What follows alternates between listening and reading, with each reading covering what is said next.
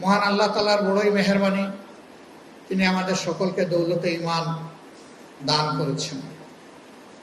তাকে ওয়াহিদ আল্লাহ হিসাবে কবুল করে মুহাম্মদুর রাসূলুল্লাহ সাল্লাল্লাহু আলাইহি সাল্লামকে প্রিয় নবী এবং নেতা হিসেবে গ্রহণ করে আখিরাতের সরল পথ রচনার সুযোগ আল্লাহ তাআলা আমাদেরকে দান করেছেন। মহান রবের দরবারে আরো শুকরিয়া, বাংলাদেশের মতো সবুজের ছায়াঘেরা মায়া ভরা একটা দেশে আল্লাহ আমাদেরকে পয়দা করেছেন। এই সব কিছু মিলে মহান প্রভুর দরবারে আবারও শুকরিয়া, আলহামদুলিল্লাহ। আজকে আমি যে সমস্ত বন্ধুদের সামনে, ভাইদের সামনে হাজির হয়েছি, মহান রব আপনাদেরকে মেধার সর্বোচ্চ নিয়ামত দান করেছেন। যে জিনিসটার কারণে আল্লাহ তাআলা মানব জাতিকে অন্য সকল জাতির থেকে শ্রেষ্ঠত্বের মর্যাদা দিয়েছেন, এটিকে এক কথায় মেধা বা বিবেক বলা যায়, যেটা অন্য প্রাণীর নেই। অন্য প্রাণীরাও ভালো মন্দ কিছু বুঝে, কিন্তু এক্সপ্রেস করতে পারে না। আবার যেভাবে এক্সপ্রেস করে, এইভাবে সকলে হয়তো তাদের এক্সপ্রেশনটা রিসিভ করতে পারে না। মানুষ প্রাণী হিসাবে অতি ক্ষুদ্র নয়, আবার অতি বৃহৎ নয়। মানুষের অবস্থান অনেকটা মধ্যবর্তী। আমাদের চাইতে আকারে অনেক বড়, জলহস্তি স্থলহস্তি দুটোই। তিমি, কুমির এগুলাকে যদি আমরা চিন্তা করি, আমাদের চেয়ে অনেক বড়। বাঘ আমাদের চেয়ে অনেক ক্ষিপ্র, সিংহ বেসামাল, সাপ এবং বিচ্ছু বিষধর। আল্লাহ রাব্বুল আলামিনের বড় নিয়ামত, আল্লাহ তাআলা এই সবগুলাকে বশ করার, আয়ত্তে আনার, নিয়ন্ত্রণে আনার পূর্ণ সক্ষমতা মানব জাতিকে দান করেছেন, আলহামদুলিল্লাহ।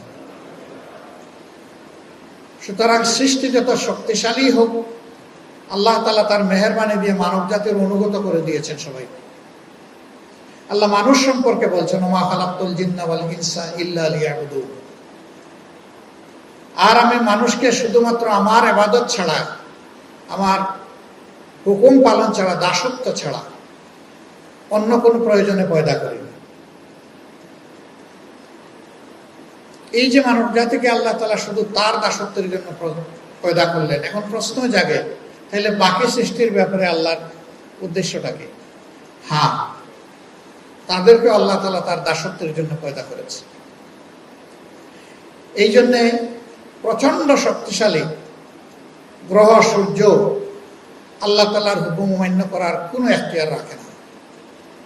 আল্লাহর হুকুমের আওতায় তাকে প্রতিদিন মাশরিকে উদিত হতে হয় আর মাগরিবে গিয়ে ডুবতে হয়। তার উদয় হয় পূর্বাঞ্চলে, অস্ত যায় অস্তাচলে বা পশ্চিম চলে।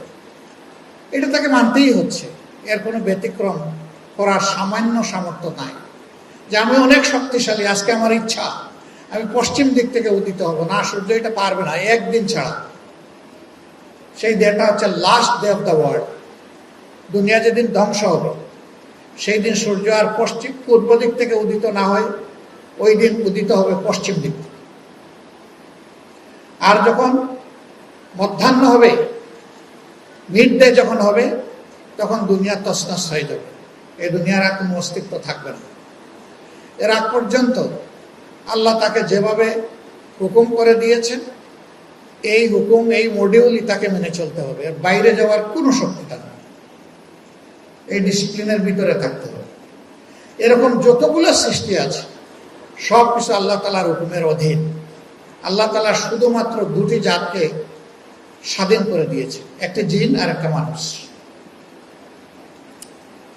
আবার জিনের উপরে মানুষকে আল্লাহ তাআলা একটা মর্যাদা দান করেছেন, যেটা জিনকে দেননি।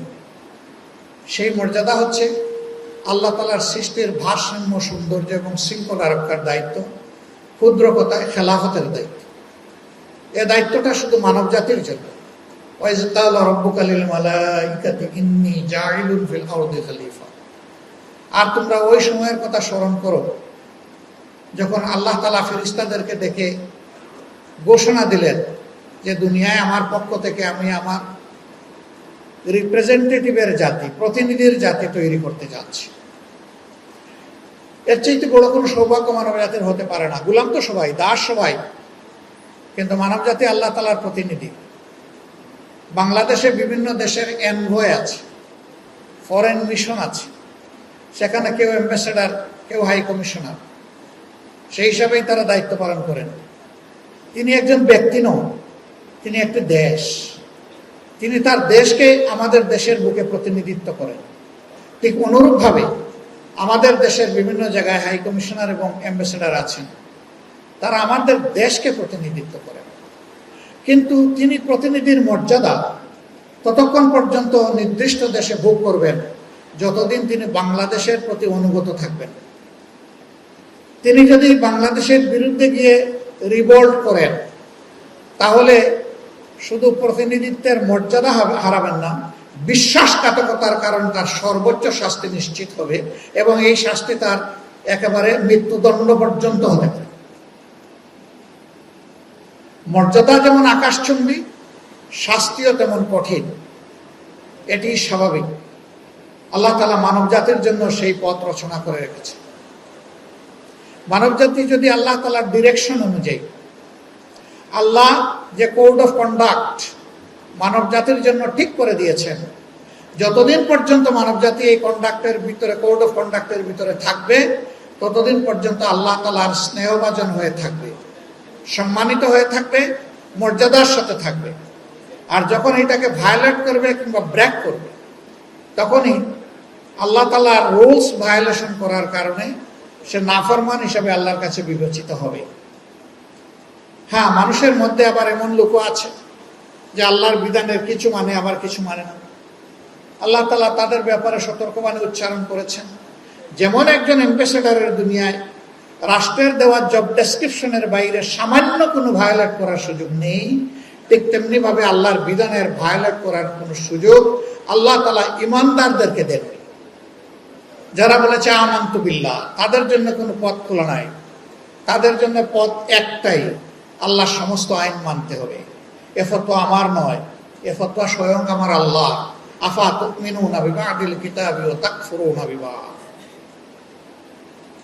আমি যে কিতাব দিয়েছি, বিধান দিয়েছি, তোমাদের লাইফের গাইডলাইন দিয়েছি, তোমরা কি তার এক অংশ মানো? আরেক অংশের বিরুদ্ধে বিদ্রোহ করো, ছেড়ে দাও। ফামা জাযাউ ইল্লা খিজয়ুন ফিল হায়াতিদ দুনিয়া। এমন আচরণ করলে দুনিয়া আমি তোমাদেরকে অপদস্থ করব। ডিজাইন, এলিগেন্স, বিউটি, সেরা পণ্য সবার জন্য জেভিকো। আর যখন তুমি আসবে আমার কাছে ফিরে আসবে, ইলা আশাদ্দিল আযাব, তোমাকে কঠিন শাস্তিতে আমি নিক্ষেপ করব। আজকে সারা দুনিয়ায় why we people are oppressed? We are second largest community in the world. এই কমিউনিটি যখন স্মলেস্ট ছিল, দুনিয়াকে তখন লাইট দেখিয়েছে, আলো দেখিয়েছে। এখন আমরা অন্ধকার কেন? আমরা এখন হিউমিলিয়েটেড কেন? আমরা কেন অ্যাপ্রিসিয়েটেড নই? এর মূল কারণ হচ্ছে আল্লাহর দেওয়া বিধানের সাথে আমাদের দূরত্ব বা এটাকে ছেড়ে দেওয়া।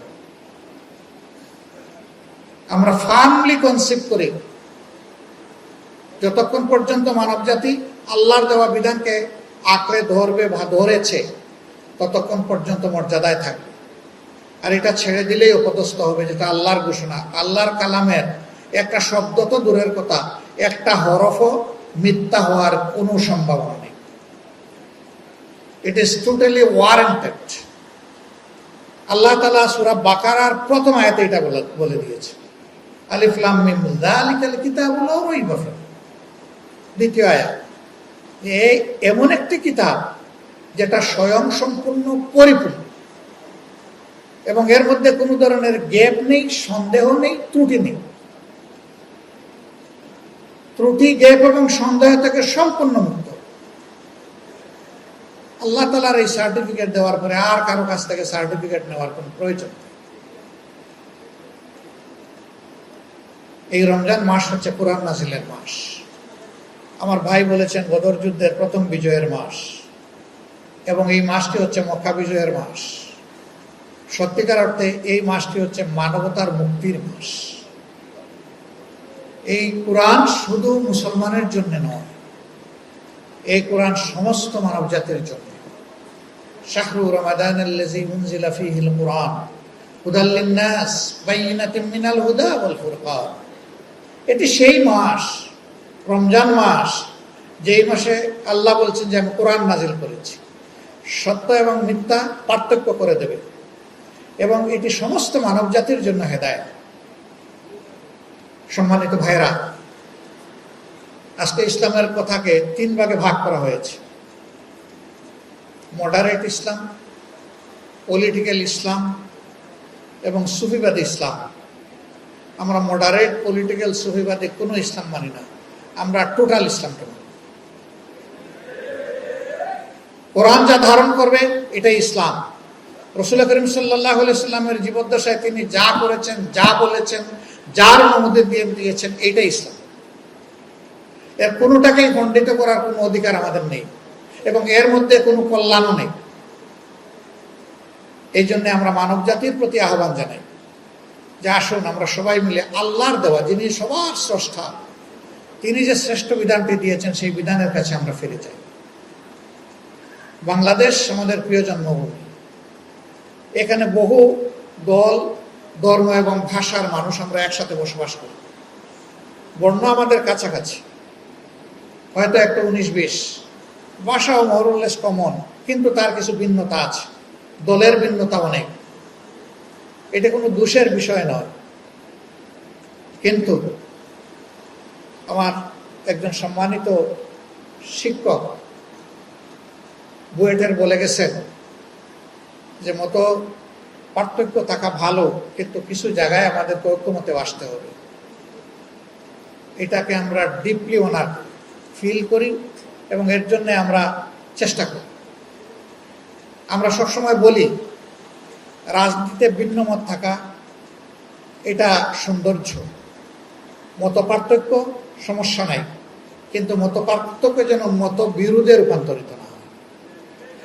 আমরা এখন মত পার্থক্য করি না, এখন আমরা মত বিরোধ করি। এই জায়গায় আমাদের আপত্তি। জাতীয় স্বার্থের জায়গাগুলোতে মত পার্থক্য পর্যন্ত আমরা দেখতে রাজি না। এই জায়গাতে আমরা সবাই এক হয়ে যাওয়া উচিত। এরকম কিছু জায়গা আমাদের আছে। প্রিয় দেশের স্বাধীনতা, সার্বভৌমত্ব আমাদের একটি বিশাল জায়গা। এই সার্বভৌমত্বের পক্ষে কথা বলতে গিয়ে আপনাদেরই সন্তান আবরার ফাহাদ, তাকে নিষ্ঠুরভাবে হত্যা করা হয়েছে। আজকে হাইকোর্টে তার ডেথ রেফারেন্সের রায় হয়েছে, আলহামদুলিল্লাহ। বিচারিক আদালতের রায়কে তারা বহাল রেখেছেন। আমরা প্রত্যাশা করি, দাবি করি, দেখতে চাই এই রায় যেন বিলম্ব না হয়ে যথাযথভাবে বাস্তবায়ন হয়। এতে একটি পরিবার শুধু শান্তি পাবে না, একটা সভ্যতা বাঁচার পথ খুঁজে পাবে। যে আগামীতে কেউ যদি এরকম করে, তাকে একই রাস্তায় পাঠিয়ে দেওয়া হবে, ওই পথ তাদেরকেও ধরতে হবে। ওদের সাথে আমার জেলে দেখা হয়েছে। অনেকে এখন মানসিকভাবে পরিবর্তন হওয়ার কথা বলে, ভিতর দেখার দায়িত্ব আমাদের না, আল্লাহ ভালো জানেন। আমি তাদেরকে বলেছি, তোমরা তওবা যদি করো তাহলে আল্লাহ তোমাদেরকে হাসরের দিনের জন্য ক্ষমা করে দিতে পারেন, কিন্তু আল্লাহর হুকুম হচ্ছে যে দুনিয়ায় তার শাস্তি তোমাদেরকে ভোগ করতে হবে। সত্যিই যদি তোমরা তাকে খুন করে থাকো, তাহলে তার বদলা হিসেবে তোমাদেরকেও খুন করা হবে বিচারের মাধ্যমে। এটাই হচ্ছে শাস্তি। মক্কা বিজয়ের সময় রাসূল করিম সাল্লাল্লাহু আলাইহি ওয়াসাল্লাম all sorts of criminal and civil, যত ক্রাইম এন্ড ডিসপিউট ছিল সবগুলা ক্ষমা করে দিয়েছেন জেনারেল অ্যামনেস্টির আন্ডারে, except and save the killing cases. যারা খুনি ছিল তাদেরকে আল্লাহ রাসূল ক্ষমা করে দেননি। এই সংখ্যা 6 থেকে 14 জন পর্যন্ত মতপার্থক্য আছে। আল্লাহ রাসূল বলেছিলেন, এদের কেউ যদি কাবার ঘরের ভিতরে আশ্রয় নেয়, ওখান থেকে বের করে তাকে কতল করা হবে। যদি কাবার গিলাফের ভিতরে আশ্রয় নেয়, বের করে টেনে এনে তাকে কতল করা হবে কাবার চত্বরে। অবশ্য শেষ পর্যন্ত 4 জন ছাড়া বাকিদেরকে এই পরিণতি ভোগ করতে হয়নি। তারা বিভিন্নভাবে রাষ্ট্রীয় নিরাপত্তা ভিক্ষা চেয়েছিলেন, বিশেষ করে তাদের মারা এবং স্ত্রীরা। রাসূল করিম সাল্লাল্লাহু আলাইহি ওয়াসাল্লাম মায়ের জাতিকে সম্মান করে তাদেরকে রাষ্ট্রীয় নিরাপত্তা দিয়েছিলেন এবং পরবর্তী পর্যায়ে তারা সিনসিয়ার মুসলিম হিসাবে বাকি জীবন তারা কাজ করেছে। একজনের উদাহরণ শুধু বলে আমি শেষ করব। তিনি হচ্ছেন দুর্দর্শ আবু জাহালের সন্তান ইকরামা ইবনে আবু জাহেল। তিনি বাবার মতোই চরম সন্ত্রাসী ছিলেন, খুনি ছিলেন। সমাজের মানুষকে সীমাহীন জ্বালাতন তিনি করেছেন। প্রাণ ভয়ে তিনি ইয়েমেনে পালিয়ে গিয়েছিলেন, মক্কা বিজয়ের আগের রাতেই টের পেয়ে। বিজয়ের পরে তার স্ত্রী এসে যখন ঈমান নিলেন, বললেন, হে আল্লাহ রাসূল, বদরের যুদ্ধে আমার শ্বশুর ফিনিশ, আমার স্বামী দুরাচার, প্রাণ ভয়ে পালিয়ে গিয়েছে সেই এমনে। আমি অবুঝ বাচ্চাদেরকে নিয়ে আছি, আমি ইনসিকিউর ফিল করছি। আপনি কি আমার মতো একজন মেয়ে লোকের কান্না কবুল করে আমার স্বামীকে নিরাপত্তা দেবেন? আল্লাহ রাসূল কিছুক্ষণ চুপ থাকলেন। আল্লাহ তাআলার হয়তোবা নির্দেশে তিনি অপেক্ষা করলেন, ইশারার অপেক্ষা করলেন। এরপরে তার চোখ ছলছল হয়ে উঠল। কি কারণে ছলছল হয়ে উঠেছে তার ব্যাখ্যা আল্লাহ ভালো জানেন। তিনি গভীর নিঃশ্বাস ফেলে বললেন, যাও, তোমার স্বামীকে নিরাপত্তা দেওয়া হলো। তাকে ফিরিয়ে আনা হলো। তিনি ঈমান কবুল করলেন। তিনি পরবর্তী পর্যায়ে আল্লাহ রসুলের সঙ্গে সময় কাটালেন, ওহীর লেখক হলেন, হাদিসের রাবি হলেন, যুদ্ধের ময়দানে সৈনিক হলেন, সেনাপতি হয়ে হাতে পতাকা তুলে ধরলেন এবং সেই পতাকা হাতে থাকা অবস্থায় যুদ্ধের ময়দানে তিনি শহীদ হয়ে গেলেন। আরেকজন দুর্দর্শ মহিলা ছিল হিন্দা, আবু সুফিয়ানের স্ত্রী, যিনি হযরতে হামজা রাদিয়াল্লাহু তাআলা আনহুর মৃতদেহ কেটে কলজা টেনে বের করে সেটা চিবিয়েছিলেন। আল্লাহ রাসূল জিজ্ঞেস করেছিলেন, ও কি কিছু খেয়ে ফেলেছে? বলে, না, ও চিবিয়ে ফেলে দিয়েছে। রাসূল করিম সাল্লাল্লাহু আলাইহি সাল্লাম বললেন, যদি হামজার কিছু অংশ ও খেয়ে ফেলতো তাহলে আল্লাহ তাআলা হয়তো ওর উসিলায় তাকে জান্নাতে দিয়ে দিতেন। সে সবার শেষে আসছে, লোকেরা ধরে ধরে নিয়ে আসছে, কই আমারে বাবা, এ ক্ষমা করবে না, আমারে পাইলে সোজা কথা, কারণ আমি যে কাজ করেছি এটা দুনিয়া কেউ করে না। আসছে, আসার পরে ঈমান নিয়েছে, অনেক তর্ক বিতর্ক করেছে মহিলা। কিন্তু সেই মহিলা মুতার যুদ্ধে একটা কঠিন সময়, অথবা বনি মুস্তালিকের যুদ্ধে কঠিন সময়, সাহাবীরা বিরোধী পক্ষের আঘাত সহ্য করতে না পেরে একটু পিছু বাঘিনের মতো ডানা মেলে চিৎকার দিয়ে বলেছে, অসম্ভব, কাউকে এখান থেকে পিছিয়ে যেতে দেওয়া হবে না, রাস্তা একটাই, হয় জান্নাত না হয় গাজী, মাঝখানে কিছু নেই। মুসলমানরা কাউকে পিঠ দেখাতে পারবে না। তার চিৎকারে সমস্ত যোদ্ধা সাহাবীরা আবার সামনের দিকে যুদ্ধে ঝাঁপায় পড়লেন এবং যুদ্ধ বিজয়ী হলো আলহামদুলিল্লাহ। কাকে কিভাবে আল্লাহ কবুল করবেন আল্লাহ ভালো জানেন, কিন্তু খুনিদেরকে মাফ করার কোনো এখতিয়ার আমাদের নেই। এটা আল্লাহ রসুলকে আল্লাহ তাআলা সীমিত আকারে দিয়েছেন, কারণ তিনি আল্লাহ রসুল, তাকে সম্মানিত করেছেন। সম্মানিত ভাইরা, আমাদের সমাজ একটা ট্রমার মধ্যে দিয়ে এখানে এসেছে। এই ট্রমাগুলো শেষ হয়ে যাক, ন্যায় বিচার কায়েম হোক, সভ্যতা ফিরে আসুক, মানবতা আমাদের দুয়ারে এসে হাজির হোক। আমরা মানুষকে মানুষ হিসাবে শ্রদ্ধা করি, মানুষকে মানুষ হিসাবে ভালোবাসি। ইঞ্জিনিয়ার সাহেবরা, দেশের ডেভেলপমেন্টের 72% ফান্ড আপনাদের হাত দিয়ে অপারেট হয়। এই জায়গাটায় আপনারা যখনই অনেস্টি অ্যান্ড স্কিল এই দুইটাকে এক জায়গায় কম্বাইন করবেন, ইনশাল্লাহ বাংলাদেশ তার উন্নয়নে জাম দেবে ইনশাল্লাহ। Honesty is a must, skill তার অ্যাক্সেসরি অথরিটি। অনেস্টি বাদ দিয়ে স্কিল দিয়ে কিছু হবে না। সে স্কিল আমাদের আছে, শুধু ইঞ্জিনিয়ার সাহেব না, সবার আছে, কিন্তু আমরা কি করছি, কি করেছি এর সাক্ষী আমরা নিজেই। এটা উপলব্ধি করলে আমাদের লজ্জিত হওয়া ছাড়া কোনো পথ খোলা থাকে না। আল্লাহ রাব্বুল আলামিন আগামীর একটা মানবিক বাংলাদেশ আমাদেরকে মিলেমিশে একাকার হয়ে গড়ার তৌফিক দান করুন।